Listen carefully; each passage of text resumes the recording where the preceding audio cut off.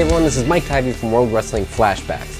Before we get into this episode of Against the Ropes, I just want to say thank you to all of our viewers who made a bunch of suggestions in our last few videos. We asked you, the viewers, what you want us to talk about in these videos, and we heard you loud and clear. Against the Ropes contains adult subject matter, so viewer discretion is advised. Violence, sexual content, profanity, the rise of the anti-hero, and edgy storylines. All things that made up the WWE's Attitude Era. A period of time in wrestling which many fans consider to be the pinnacle of sports entertainment. Gone were the days of saying your prayers and eating your vitamins. We are now rooting for the beer-chugging Texas Rattlesnake. Matches became more brutal, more over the top, and as the WWE went head-to-head against rival wrestling promotion WCW for Nielsen ratings, aptly dubbed the Monday Night Wars, both companies would do anything in their power to outdo one another. Two stables would eventually become synonymous with the Monday Night Wars, WCW's NWO, and WWE's D-Generation X. On the surface, both groups would share a lot of similarities in their infancies, but one thing that would set them apart early on was a woman who would break down barriers within the wrestling world, inadvertently help pave the way for the women's revolution, and go down as one of the most notable in-ring personalities of the 1990s. This is Chyna. Born Joni Marie Lauer on December 27, 1969 in Rochester, New York, Chyna would have a tumultuous upbringing. According to Chyna, her father, who was an alcoholic, even stabbed her mother in the thigh. Her parents would divorce when she was about 4 years old and would go on to have one stepmother and 3 stepfathers, one of whom threatened to commit suicide. During her teen years, Chyna faced a number of challenges. She stated that during the 7th grade she was kissed by a teacher at her school. At 13, she developed an eating disorder. At 16, her mother tried to force her into a drug rehabilitation center, but Chyna instead moved in with her father. And it was around this time that she would find a love for exercising. After high school, Chyna would attend the University of Tampa, where she majored in Spanish literature while also studying French and German. Chyna has stated that during her time at Tampa, however, she was sexually assaulted by 2 men at a party. After graduating college, she had hoped to one day work for the FBI or DEA, but would end up joining the Peace Corps instead, spending her time in Guatemala. Upon returning to the States, she would move to Florida, finding odd jobs where she could, and even took classes to become a flight attendant. However, in 1995, Chyna made the move to Massachusetts, where she would train under the tutelage of former professional wrestler Killer Kowalski. Kowalski also trained Big John Studd, Perry Saturn, Kofi Kingston, and Triple H. In 1996, Chyna met Triple H and Shawn Michaels. They soon formed a friendship, which led to Michaels and Helmsley adding Chyna to their brand new stable, D-Generation X, along with ravishing Rick Rude for some reason. Chyna became their bodyguard.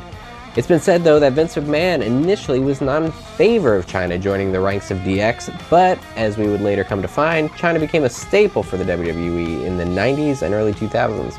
Chyna officially made her WWE debut on February 16, 1997 at In Your House 13 Final 4.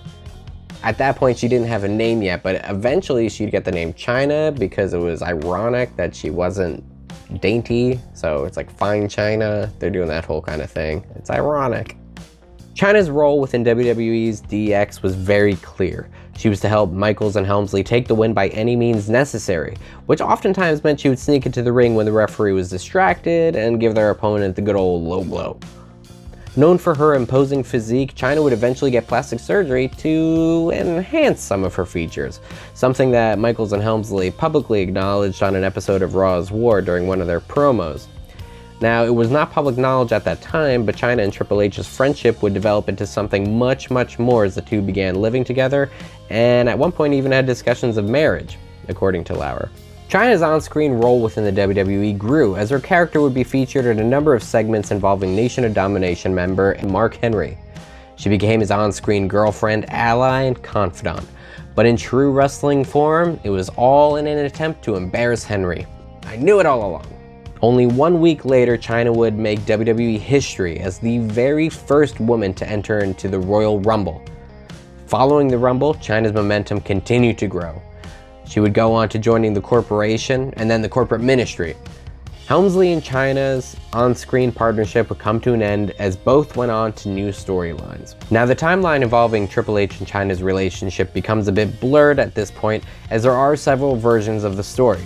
But what we do know is that around this time, Triple H and Stephanie McMahon began to develop feelings for one another behind closed doors, and the two would eventually become romantically involved. Triple H and Stephanie became on-air husband and wife.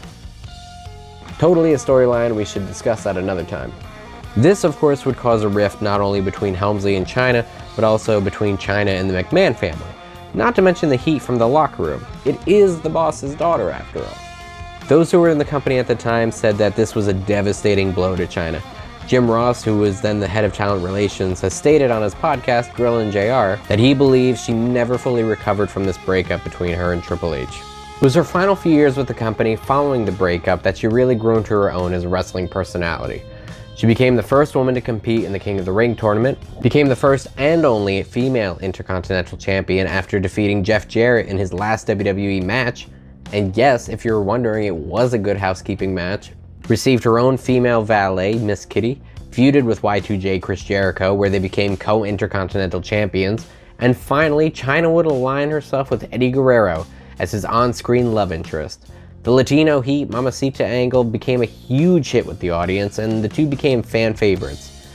After a feud with Ivory from Right to Censor, Chyna would win her last WWE title with the company, the Women's Championship. She defended for the last time against Lita at the 2001 pay-per-view Judgment Day. Of course, many speculate that the relationship between her and the McMahons had soured after the breakup with Triple H, but Chyna has stated that was not the case and that she had left the company to pursue an acting career. Later on though, according to both Chyna's sister as well as Jim Ross, Chyna refused to sign a contract for anything less than $1 million per year base salary, when she was being offered at the time a minimum of $400,000 per year with room for growth depending on merchandising, appearances, etc. Because of this, WWE officials were reluctant to negotiate and decided that it was best for business to part ways. At the peak of her WWE success, Chyna hit another milestone as she posed for Playboy magazine for their November 2000 issue, something she would do again in 2002. She would also go on to appear on The Howard Stern Show, Third Rock from the Sun. She released her own autobiography called If They Only Knew, and was a presenter at the most prestigious award show of the year, the MTV Video Music Awards. Chyna even wound up on Celebrity Fear Factor and Celebrity Deathmatch. In 2002, Chyna returned to in-ring action as she made the move to New Japan Pro Wrestling, making her debut at the New Japan 30th anniversary show. I highly recommend watching some of her work while in Japan. She was allowed to really perform in the ring to the fullest extent, and you can really see that she was far more than a character in storylines. She was a full-fledged professional wrestler. No frills, just a badass. Following her short run in New Japan, Chyna began a tumultuous relationship with former WWE wrestler and co-DX member Sean Waltman. The two would have an on-again, off-again relationship that lasted for years. They even got engaged several times. During this time, though, the two made a tape. The tape was obtained, edited, and released by Red Light District Video, the same company responsible for the Paris Hilton tape. The video was sold under the name One Night in Chyna. Waltman claims that at the time they recorded this tape, he was under the influence of methamphetamines and marijuana. While this did help propel her career a bit, it may not have been for the best. With the success of One Night in Chyna, Lauer was offered the opportunity to appear in 5 more adult films, including 2 films considered to be sequels to her debut, and even 2 Marvel parodies where she starred as She-Hulk. I'm not sure that's part of the MCU.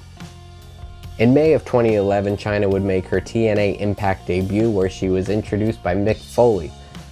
She would go on to team with Kurt Angle. At the TNA event Sacrifice, they would go on to face Jeff Jarrett and Karen Jarrett.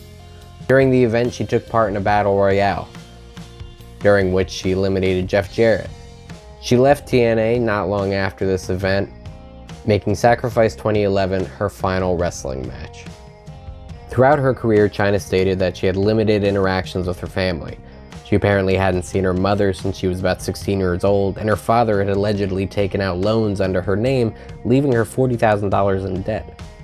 Chyna's life began to take a positive turn though when she decided to move to Japan to teach English, a move which seemingly came out of left field. She began posting on social media about her life. She looked great. She seemed happy and healthy for the first time in years. In 2015, after teaching in Japan, Chyna moved back to the United States. She would occasionally make appearances at conventions, meeting fans and signing autographs. Things were really looking up. As her online presence grew over her various social media accounts, and fans could see that she was finally doing well, fans began to question, will Chyna return to the WWE? Regarding my relationship with the WWE and Hunter, those were the best days of my life. Wonderful opportunities, and I'm very grateful for those days, which is why I feel so passionate about being inducted in the WWE Hall of Fame. And in my campaign to be inducted, a lot of other issues have come up which I feel are personal between myself and Hunter and myself and Vince. And I have gone to WWE offices to try to get a meeting to discuss these issues personally with Hunter and with Vince. And I would really like to open the dialogue and have an audience with them to make that happen. Hunter and Vince, may I please have a meeting so we can make amends and bury the hatchet? On April 20th, 2016, Chyna's manager, Anthony Anzaldo, had become concerned when her social media accounts seemed to go cold, something which was unusual as she would update these accounts daily. The last video posted to her YouTube account was from April 17th. The 13-minute long video titled Wake Up showed a groggy and at times incoherent Chyna, rambling as she would go on about her morning routine. The link to that video can be found in the description below if you want to watch. Anzaldo went to Chyna's apartment, and that's where he found her body. She was just 46 years old. According to investigators, Chyna was found in her bed lying on her side next to her iPad, cell phone, and what they refer to as toys. In her bedroom, investigators also found a number of pill bottles along with other drug paraphernalia. After the autopsy, it was determined that Chyna died on April 17th, the same exact day she posted her last YouTube video. And the cause of death was an overdose of alcohol, anxiety medication, painkillers, and a sleeping aid.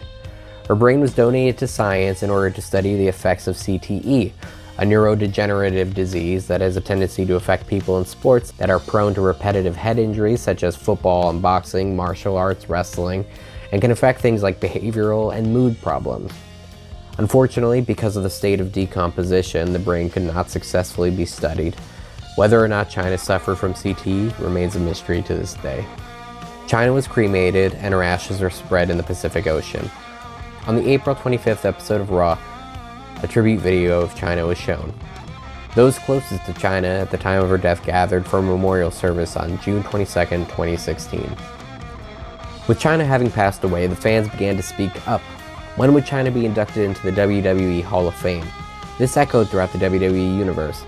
In 2015, when asked by Stone Cold Steve Austin if Chyna would be inducted one day into the Hall of Fame, Triple H had this to say. You know, that's one of those questions. Does she deserve to go into the Hall of Fame? Absolutely. It is a little bit of a double-sided edge.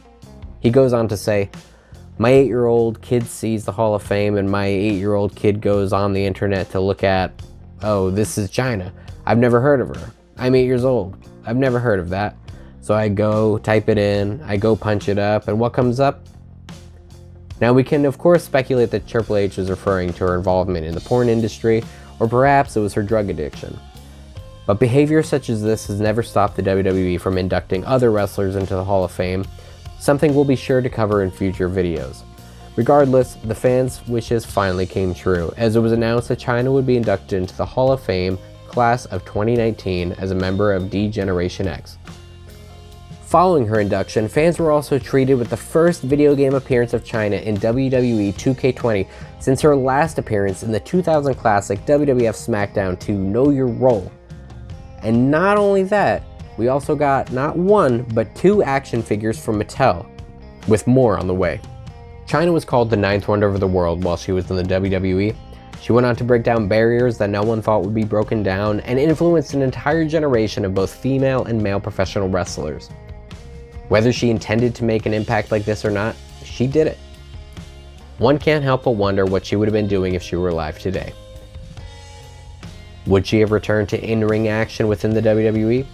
Or would she have become a key player behind the scenes in the women's revolution? Unfortunately, we will never know the answers to these questions. But what we do know is that she inadvertently played a pivotal role in establishing modern women's wrestling. And if you're not down with that, I've got 2 words for you. Suck it! If you have any suggestions for videos, we want to hear about it. We're here to please you guys, the viewers. And while you're at it, make sure to subscribe to our channel where we're going to be doing a number of giveaways just like we do on Instagram at World Wrestling Flashbacks. And if you're super into video games, head on over to Twitch where John's going to be doing a playthrough of every single wrestling console video game to date. What? Again, I'm Tivey from World Wrestling Flashbacks. Until next time, take care.